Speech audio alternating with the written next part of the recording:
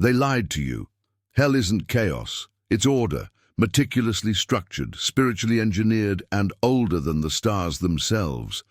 For centuries, you were told demons are monsters lurking in shadows, tempting sinners with flames and pitchforks. But the real danger, it's far more elegant, hidden, familiar.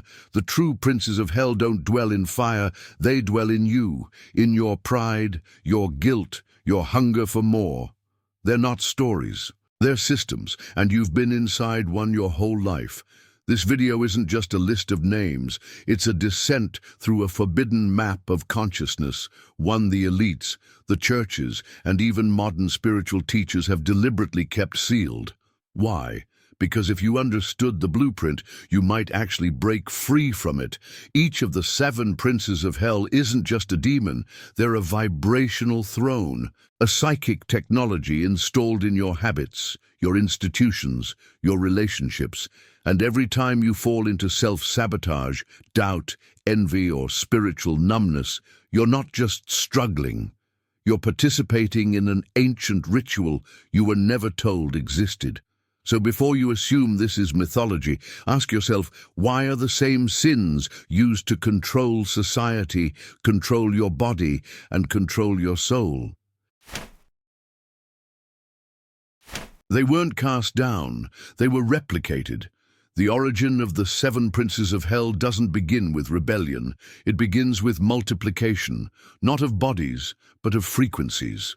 Each prince isn't merely a fallen angel. They are fragments of a deeper, darker code, encrypted in the architecture of the cosmos. They operate through forbidden occultism, not as individuals, but as archetypal forces, keys that unlock both spiritual gateways and emotional prisons. These entities didn't fall. They unfolded, born from the first split of divine unity into duality. They are echoes of a corruption that predates time. It's not just demonology explained, it's consciousness fragmented into 7 living gates, 7 shadows, each mirroring a distortion of the human soul. And these shadows aren't just metaphors, they are active participants in our lives. Think of them as hidden algorithms, embedded in your psyche, running quietly beneath your thoughts. One whispers in your pride, another waits in your envy. These aren't just stories from ancient grimoires, they are hidden rituals playing out every time you doubt yourself, chase empty validation, or stay silent when your soul begs to scream. The occult knowledge here is that demons don't need bodies, they need decisions. They don't haunt places, they haunt patterns. That fight with your father, the jealousy towards your friend, the craving for more even when you're full, that's them, operating, watching, multiplying. Many think these princes are symbols, that they're just poetic devices for ancient sins. But the truth is darker. Their presence transcends myth.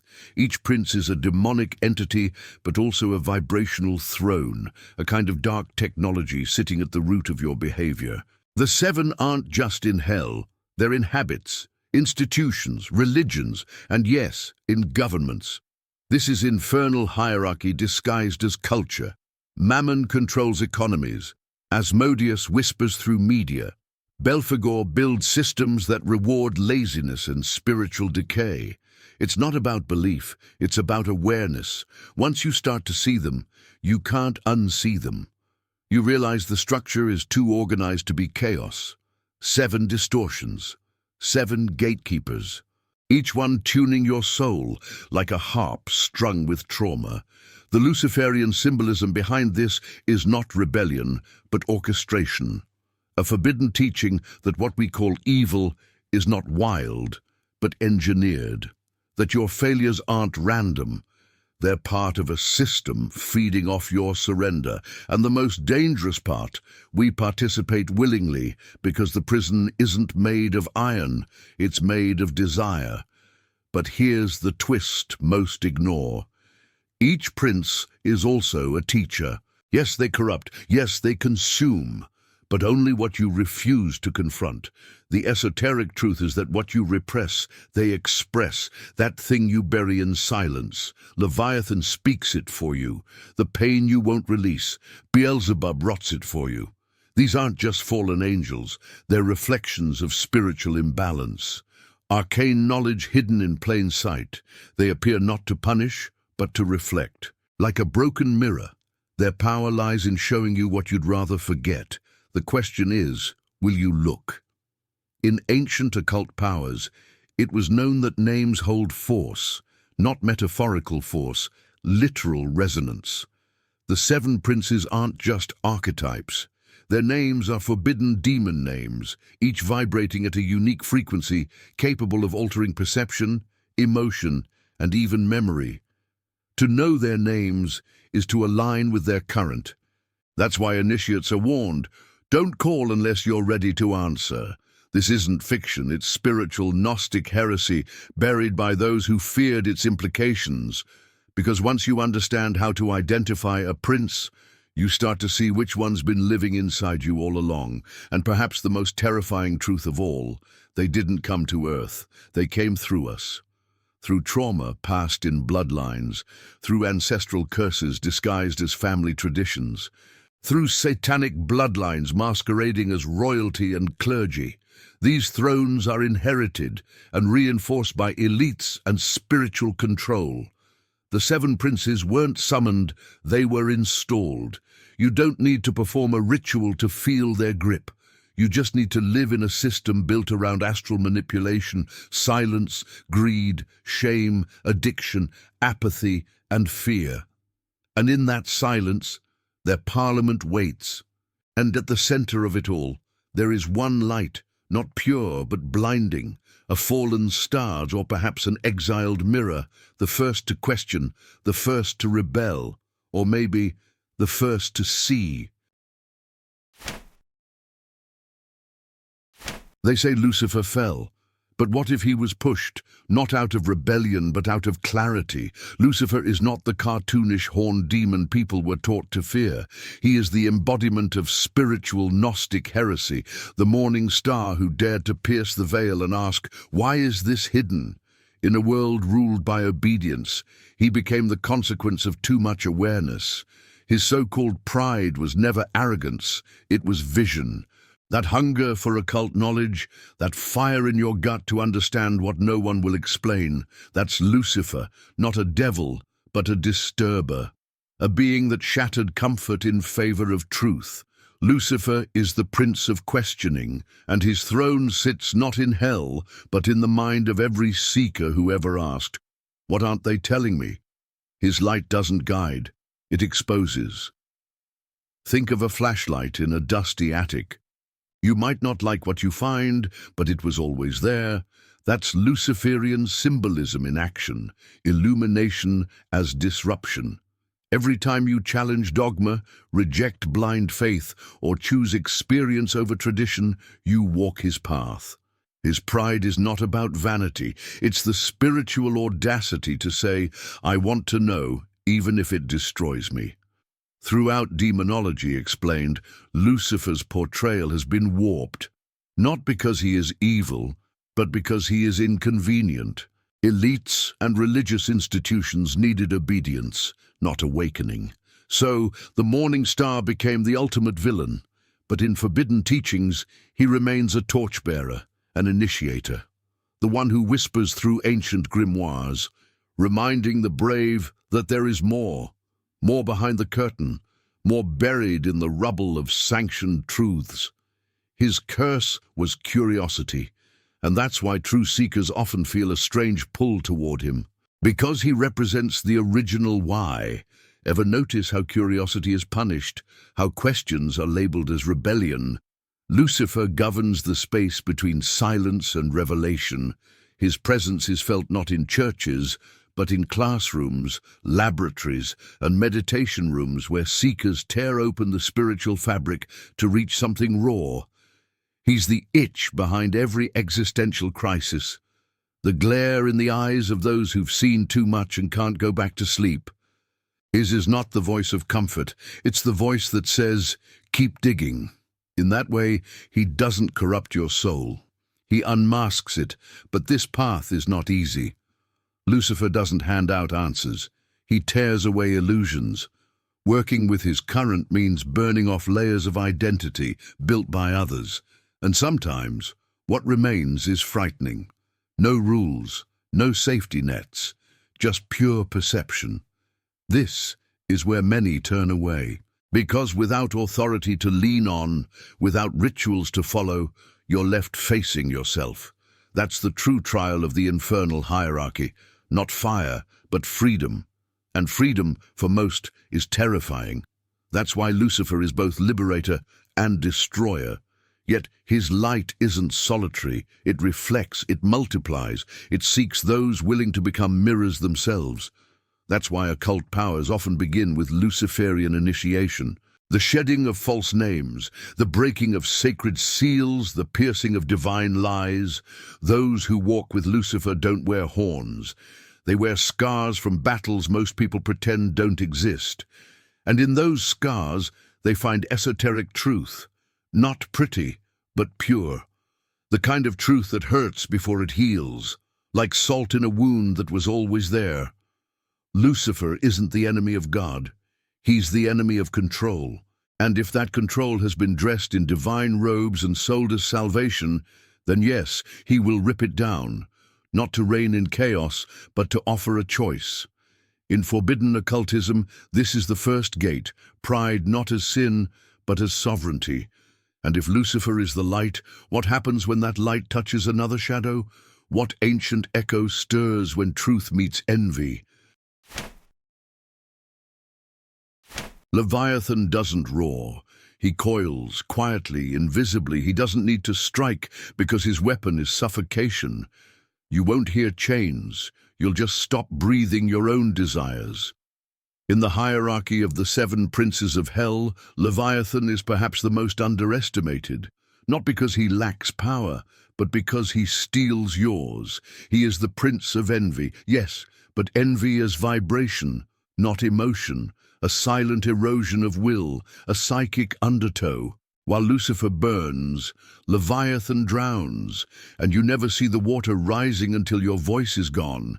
He hides in comparison, in the hollow pain of scrolling through other people's lives, feeling smaller with every swipe. That's not just a habit, it's a demonic entity feeding. Leviathan operates through spiritual possession, but not with theatrics, through numbness. He doesn't scream. He whispers, "You're not enough." And you believe him, because envy doesn't feel like rage. It feels like collapse. The way your throat closes in jealousy. That's not metaphor, it's frequency. The occult knowledge buried in Leviathan's form is that envy always targets the voice. Ancient mystics linked Leviathan to the throat chakra, the seat of communication and truth. That's no accident. When this prince coils around you, your words dry up. Your purpose becomes fog. You hesitate to speak your truth. Why? Because his presence devours your ability to declare, to express, to create. The ritual of silence becomes your new normal. This is not just envy, it's astral manipulation, a muting of your spiritual signature. That's why rituals of liberation often begin with screaming, chanting, or breathwork, to break the coil around your throat. Have you ever felt like everyone else is doing better than you, but couldn't explain why that hurts so much? That's Leviathan again. He corrupts, not by stealing your gifts, but by making you resent them. The artist who no longer paints, the speaker who stays silent, the lover who withholds affection, these are the shrines where Leviathan feeds and his altar is inside you. That feeling of watching others succeed and turning it into self-hate, that's not just psychology. It's forbidden demon names etched into your energy field. In Demonology Explained, Leviathan was once the serpent of the deep, the boundary of divine order. But after the fall, he became the boundary of self, a prison disguised as perspective. He doesn't attack directly. He turns your emotions into weapons against yourself. Envy becomes self-loathing. Silence becomes stagnation. And before long, your dreams start to feel ridiculous. That's Leviathan's masterpiece, a soul convinced to abandon itself. This is spiritual corruption in its most seductive form, not destruction, but distortion. The most haunting part, Leviathan works best in isolation. He wraps tighter when you retreat. The more alone you feel, the louder his silence becomes. This is why elites and spiritual control often promote division, individualism, and silence. Because without community, you have no mirror. And without mirrors, you forget your shape. The serpent thrives in shadows, especially the ones within. That's why shadow work, throat activation, and honest expression are acts of war against him. Say your truth, even if it shakes, especially if it shakes. And yet, Leviathan is still a prince, which means his presence can be integrated if you have the strength to turn his coil inward, not as a trap, but as a spiral, a descent into the waters of your soul, not to drown, but to uncover what's been suppressed. And as you descend, another throne waits below, a throne built from gold and chains, where the next prince whispers, not about what you lack, but about what you want too much. Mammon doesn't shout. He calculates. He doesn't tempt you with gold. He turns your life into a transaction. Unlike the other princes, Mammon doesn't need your worship. He needs your time, your energy, your obedience to invisible ledgers. He's not just the prince of greed. He is the spirit behind valuation itself. Every second you trade for a paycheck, every hour you sell for survival, that's his ritual. It's forbidden occultism encoded into the systems we call normal. You don't summon Mammon, you log into him. You see, Mammon doesn't just live in banks. He's in clocks, in to-do lists, in productivity apps that turn your soul into a spreadsheet. He's the one who whispers, if you're not producing, you're wasting. This is how demonic entities colonize consciousness, not through horror, but through metrics, through soul harvesting disguised as achievement. You chase promotions, buy stuff you don't need, measure your worth in numbers. Meanwhile, Mammon collects not your money, your life force, drip by drip. His throne is made of transactions, not coins, but moments you should have lived. Moments with your children, gone in overtime. Sunrises missed, dinners eaten with one hand on your phone. Mammon feeds not on currency, but on connection severed by capitalism. This is spiritual corruption with a corporate logo. The ancient sigils of power once drawn in blood, now embedded in credit cards, branding and contracts. And the chains, they're invisible, they're psychological, they're called debt. Most people don't know this, but Mammon's name appears in ancient grimoires next to words like ownership and dominion, because that's his game, to own you without ever touching you. He doesn't punish disobedience, he makes it impractical. Want to quit your job and follow your calling? Good luck paying rent. Want to spend more time with your family? Hope you got savings. See the trap. It's not that you're greedy, it's that your survival requires participation in a machine built by Mammon, and yet the system celebrates him, calls him ambition, growth, hustle. But look closer, that hustle becomes addiction, that grind becomes spiritual decay. Because when every goal is monetized, you forget how to want without consuming. That's the real greed, desire hijacked by demand. Your dreams reduced to products, your purpose turned into branding, and through it all, Mammon smiles, not because you're rich, but because you're owned. That's the occult power no one warns you about. But what if you broke the spell? What if you redefined value, not by what pays, but by what feeds your soul? That's where resistance begins. Not in revolution, but in forbidden teachings, like sacred rest, community exchange, or unplugging from the metrics altogether. These acts are not laziness. They are heresy in Mammon's church. You don't have to be poor to defy him. You just have to stop believing you are what you earn. The wealthiest soul is the one no empire can invoice, and yet, even if you escape Mammon's ledgers, something still burns underneath.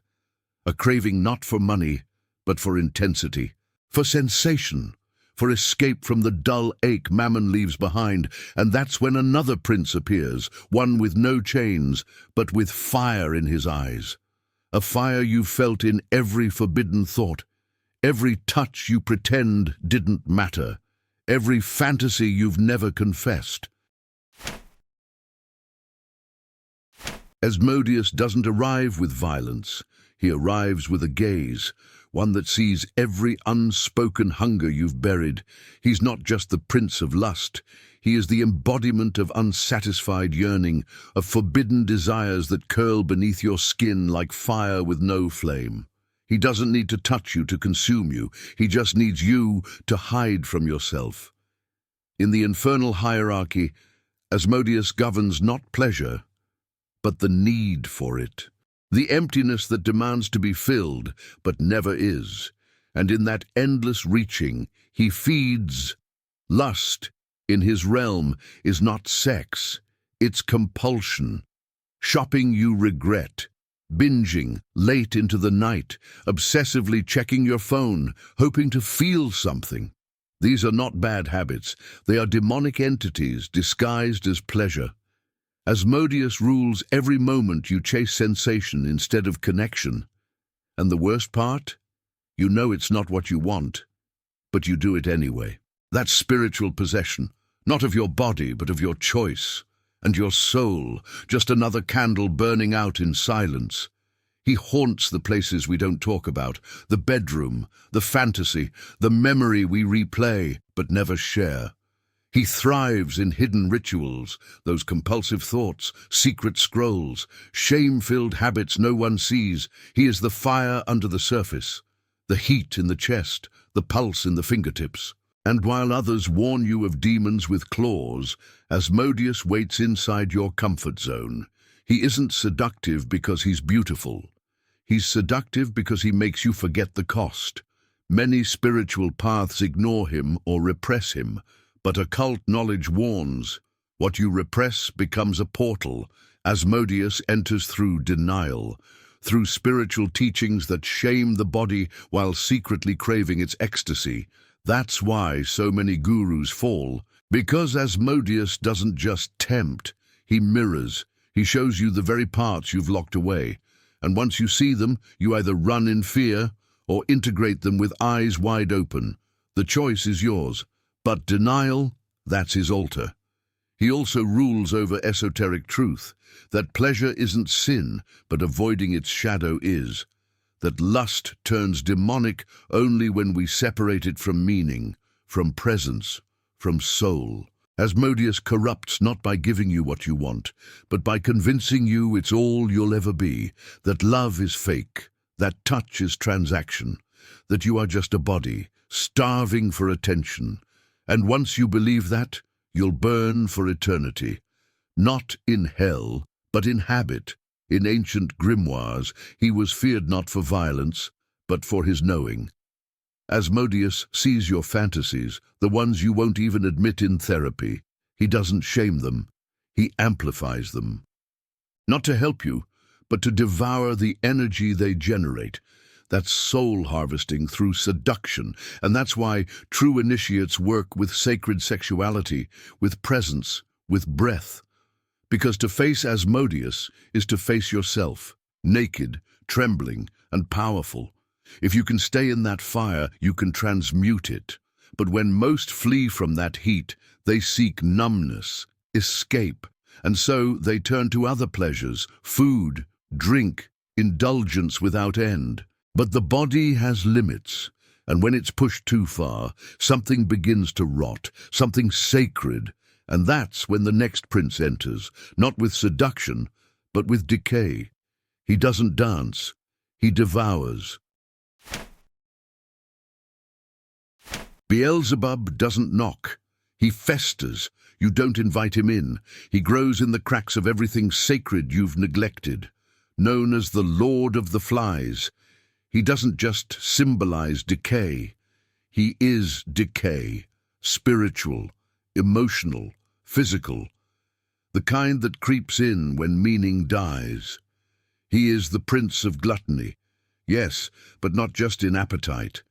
In forbidden teachings, gluttony means consuming to forget, to silence pain with food, noise, addiction, and while others seduce, Beelzebub corrupts, quietly, slowly, until the divine turns rancid. His power lies in repetition, in the extra bite after you're full, in the drink you didn't need, in the binge that numbs but never satisfies.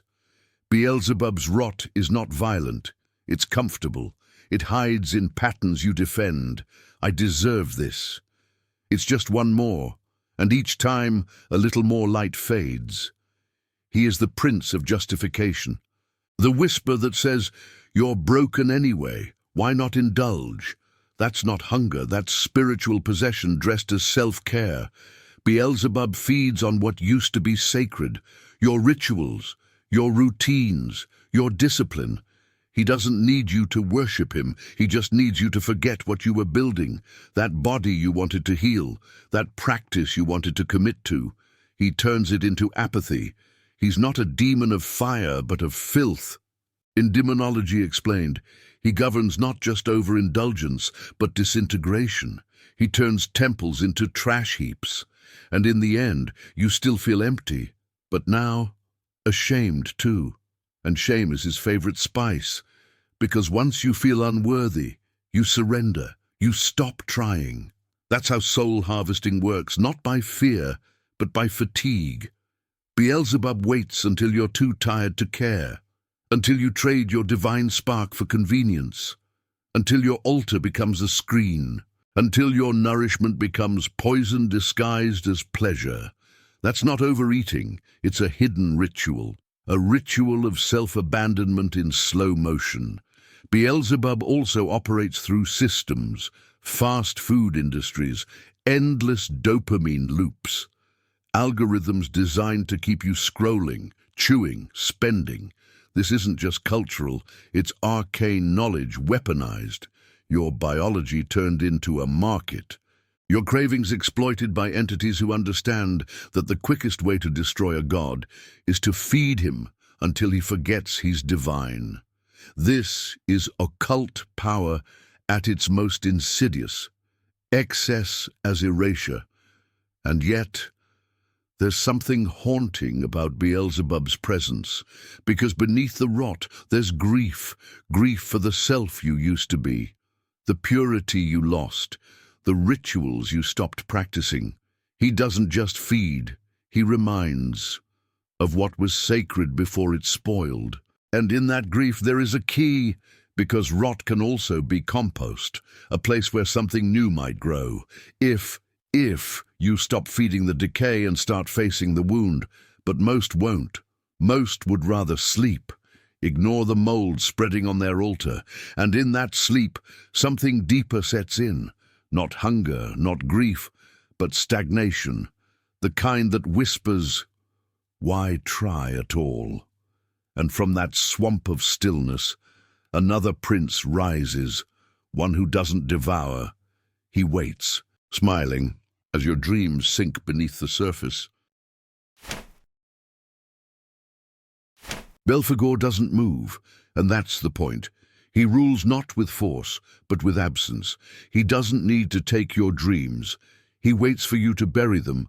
Known as the Prince of Sloth, Belphegor governs not laziness of the body, but stagnation of the soul, that deep spiritual lethargy that convinces you nothing matters. Why try? Why speak? Why fight? It's not depression. It's a throne made of mud, and it feels like comfort. That's his genius. He's not a villain. He's the voice that says, "Just stay right here." You've heard him before, in the delay between desire and action, in the excuses, the distractions, the looping thoughts that keep you thinking about change but never doing it. Belphegor is the king of someday, the whisper behind procrastination, apathy, and indecision, and his rituals, endless scrolls, half-finished projects, shelves of unread books. This is spiritual corruption disguised as waiting for the right moment, but the right moment never comes, because Belphegor ate it. He thrives in routine, in passivity, in resignation, not chaos, but dullness, a slow freeze of the will. In Demonology Explained, he was once an inventor, a patron of ideas, but now he strangles potential at birth. He doesn't oppose you, he agrees with you. Yes, you're too tired. Yes, the world is too broken. Yes, it's not worth it. And in that agreement, your purpose slips beneath the surface, not lost, just dismissed. Belphegor is especially dangerous to the awakened, to those who know they have a calling but can't seem to act on it. He targets initiates, creatives, healers, anyone whose light could disturb the infernal hierarchy. That's why his presence often feels like fog, a lack of clarity, a loss of momentum. You don't notice you've stopped moving until it's been years. That's astral manipulation at its most efficient, not by force, but by inertia. And the trap is, it feels safe. No risk, no rejection, no failure, just stillness. But that stillness is toxic. It breeds regret, it erodes self-respect, because the soul knows it was made to move, to create, to evolve. That's the paradox of Belphegor. His punishment feels like rest, but ends in decay. You sleep, but you don't heal. You wait, but nothing arrives. Because you are not resting, you are rotting in velvet chains. Combating Belphegor isn't about hustling. It's about choosing, taking even the smallest action toward purpose. Lighting a candle, saying one prayer, writing one sentence. These acts are rebellion, sacred defiance against the forbidden demon names that want you inert. In every spiritual tradition, movement is life. Whether it's breath work, dance, creation, motion breaks possession. Even if your body is still, let your spirit rise. But there is one more secret Belphegor keeps, one final deception. Because when you've given up, when you're too tired, too still, who steps in to rule your choices? Who decides what happens to your soul when you no longer care? That's when the throne is taken, not by one, but by all. When the 7 princes of hell stop whispering individually and begin ruling together. This isn't chaos, it's architecture. The 7 princes of hell don't operate alone. They're pieces of a vast infernal machinery, a parliament not of democracy but of domination. Each prince governs a gate of the soul, a sector of society, and a layer of reality. Together, they form a closed circuit, an esoteric blueprint that traps consciousness in endless loops of guilt, indulgence, comparison, apathy, and hunger. They are not rebels, they are administrators. Gatekeepers of a prison most never even realize they're inside. Think about it. Pride keeps you from asking for help. Envy poisons your connections. Greed makes your time transactional. Lust scatters your energy. Gluttony drains your vitality. Sloth erases your will. Wrath ensures you destroy anything that might save you. One feeds the next. One prince hands you to another. That's not sin. That's a cult design. That's a system. A system ancient religions tried to describe, mystics attempted to warn about, and forbidden teachings mapped in secret texts hidden beneath Vatican stones. And the truth is, the infernal hierarchy doesn't just rule your inner world, it reflects the outer one. These princes mirror how our institutions are structured. Schools that crush curiosity, Lucifer. Economies that enslave, Mammon. Social media that breeds envy, Leviathan. Addictions normalized, Asmodeus and Beelzebub.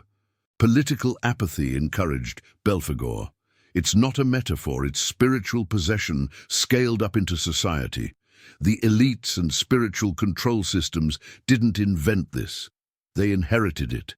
In ancient grimoires, there are diagrams, layered, precise, geometric. They don't show demons in flames. They show structure, symmetry.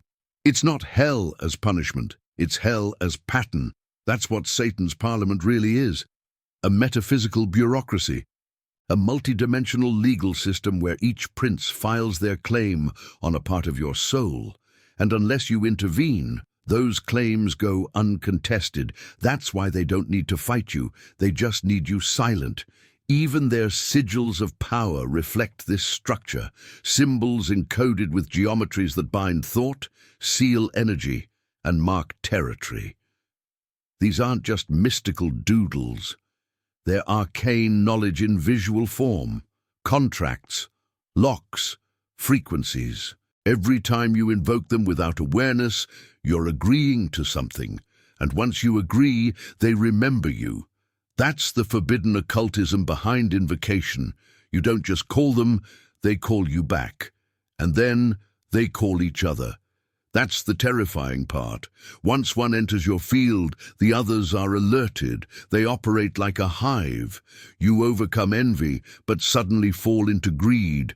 You escape lust, but sloth takes over. Why? Because the parliament adapts. It rotates. It survives through you. This is astral manipulation beyond individual vice. It's intelligent orchestration, an engine that sustains itself by feeding on human fragmentation, and unless you step outside the system, you remain a battery. But if this is a machine, then maybe there's a blueprint not just for its function, but for its escape. A secret exit, a spiritual protocol known to a few initiates, a path not of destruction or worship, but of understanding. Because if each prince is a jailer, they're also a key. And the true initiate doesn't kneel, doesn't run. He walks through the gates and remembers. And in that memory, something shifts. The contract begins to burn. Most think it ends when the candle burns out, that once the circle is closed and the incense fades, the ritual is over. But forbidden teachings warn otherwise. To invoke a name is to vibrate a frequency, and frequencies don't vanish, they echo. Every time you speak, chant, or even think the names of the 7 princes of hell, you're tuning yourself to their current, and once attuned, they can find you, again and again. The forbidden demon names are not just sounds. They're codes, keys, and when you turn them, they turn you back. Some initiates report strange dreams after invocation. Others feel watched or find themselves spiraling emotionally. Envy, lust, greed, apathy, surfacing without context. That's not coincidence. It's alignment. The demonic entities don't knock. They respond. You called. They remembered, and the moment you resonate with one, it signals the others. This is the hidden ritual no one talks about, the afterglow of the pact, not signed in blood, but in attention, in energetic agreement. Your mind becomes the altar, your body, the medium, and suddenly you start seeing synchronicities, numbers repeating, symbols in strange places, mirrors cracking, thoughts that aren't yours. That's astral manipulation, a kind that doesn't need possession, just permission. The ritual wasn't the risk. The aftermath is, because these forces don't just act, they attach. And once attached, they begin adjusting your field, tuning your behaviors, pushing you toward the throne they rule from within. In Demonology Explained, some ancient texts describe these encounters as resonant echoes. Not full possession, but subtle infestation, like background noise that becomes your internal monologue. Suddenly, you desire things you never craved before.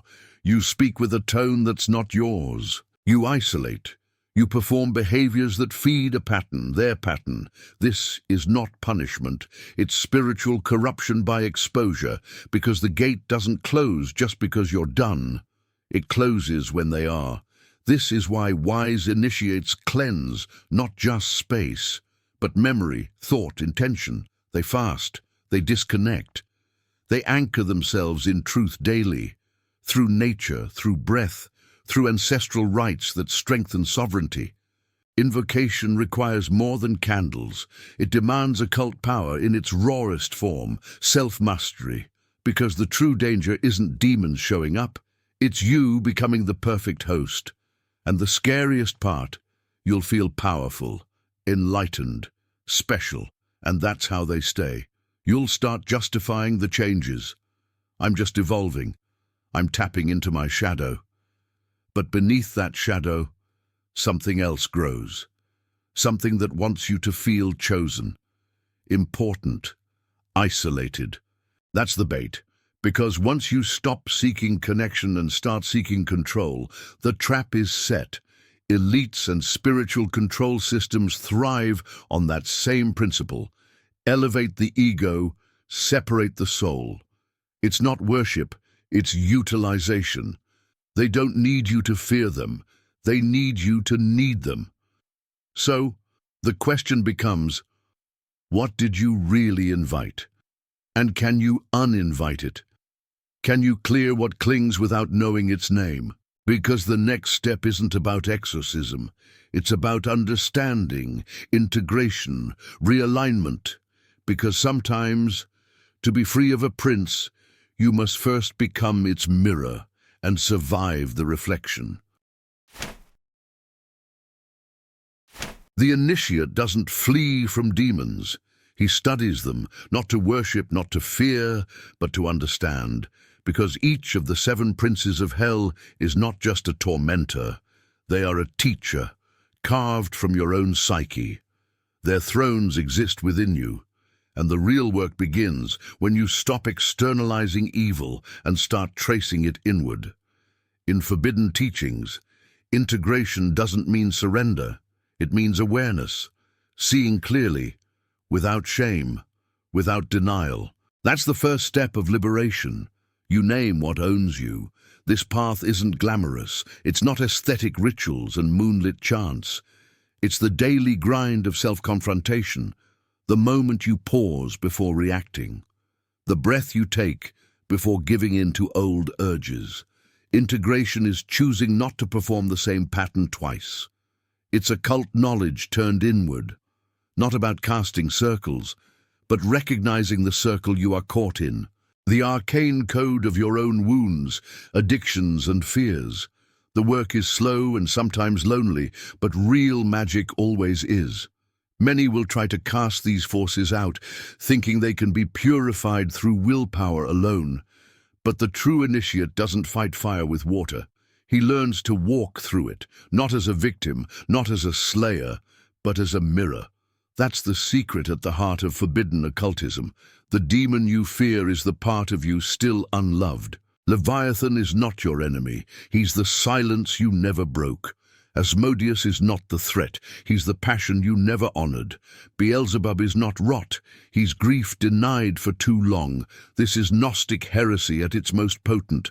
That salvation isn't in avoidance, but in embodiment, in facing the shadow with open eyes, steady breath, and the courage to sit in your own discomfort until it softens, until it speaks.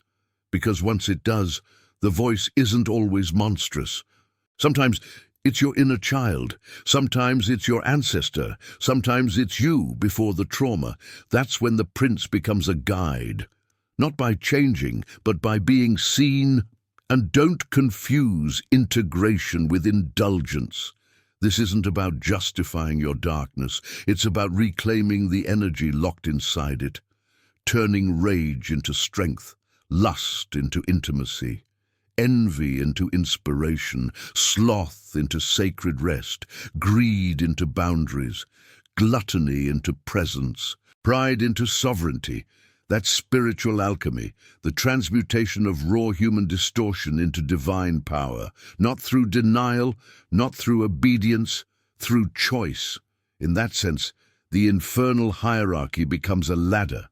Each prince, a rung, each vice, a gate, and the one who climbs doesn't destroy them. He thanks them for the trials, the mirrors, the lessons, the resilience forged in fire. That's the esoteric truth few dare speak. Demons are not the end of the journey. They are the guardians of it. You cannot reach heaven by avoiding hell. You walk through it, awake, unshaken, and still whole. So the next time you feel envy, speak. When lust rises, breathe. When pride flares, Ask, not to suppress, not to justify, but to listen. And in that listening, something ancient stirs, a light not above you, not outside you, but forged in the deepest part of the flame. And maybe, just maybe, it's there that you meet yourself again. Now that you've seen the full blueprint, what are you going to do with it? Will you keep feeding the patterns that drain you? Or will you finally name the forces that have ruled you in silence? You don't need to worship these princes or fear them. But you do need to recognize where they live inside you, because the moment you stop pretending they're myths, you start reclaiming your will. And that's the first step toward breaking the pact you never realized you signed. Ask yourself, which prince has whispered to you the loudest? Which one sits on a throne built from your own habits, your own shame, your own silence? Drop it in the comments. Let this be the beginning of your awakening, not the end of another video. And if this knowledge shook something deep in you, subscribe to the channel and turn on notifications, because this is just the beginning. The map is vast, the codes are hidden, and I promise you the next revelation will change how you see the world and yourself.